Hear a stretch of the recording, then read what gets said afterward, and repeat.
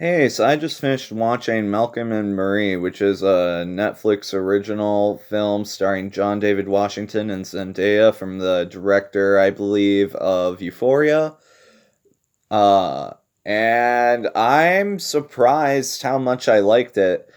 From the trailer, I thought I wasn't gonna like the movie, but I decided I would give it a go anyways, and surprisingly, I loved it. Uh, it kind of feels like it's next in line for movies like Marriage Story and Who's Afraid of Virginia Woolf. It's very talky. It's very much like a relationship drama movie.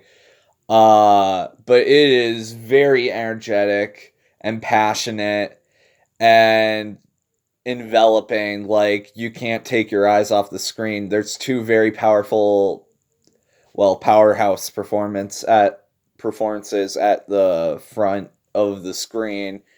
The black and white cinematography is gorgeous. Uh, the main thing that I was surprised about that blew me away was like the issues that they went into were like really personable and like relatable that I've even talked about before in like real life, and the movie felt like so much more real because of it. Even when the movie gets pretty meta later on, it still feels discernibly real. Yeah. And I just loved all the things that tapped into. At first, I thought the movie was kind of weighted so that way Marie was considerably more in the right than Malcolm.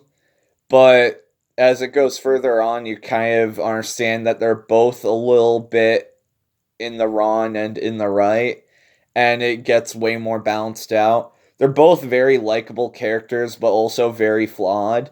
And it becomes immediately clear at the beginning of the film that they should really just stop fighting, but neither of them can learn to just like shut their mouths. So of course, it's just like it looks like their relationship is just evolving, or maybe this is how they've always been. We don't know, because the whole movie just takes place over the course of one night. That's why I compared it to Who's Afraid of Virginia Woolf. Uh, yeah. So it was, yeah, it's extremely good.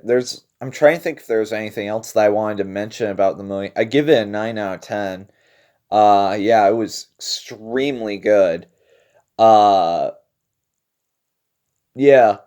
It definitely feels like one of the movies that's like closest to having a movie where like the main characters happen to be black instead of like tying a racial thing into it, but they do talk about the issue of race a little bit in it, but that's kind of part of the point because they even go into this very thing that I'm talking about, where it's like every single movie with like black people as the main characters, them being black seems to always have to be a plot point. It has to be like racially charged, the movie.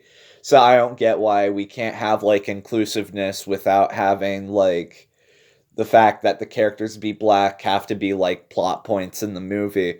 So it's nice having a movie like actually address that, where it's like this is kind of dumb that we can't just treat black people like, normal people, because we get to do that with white people in movies, unless if it's again a racially charged movie and it's like they're the monsters in the movie.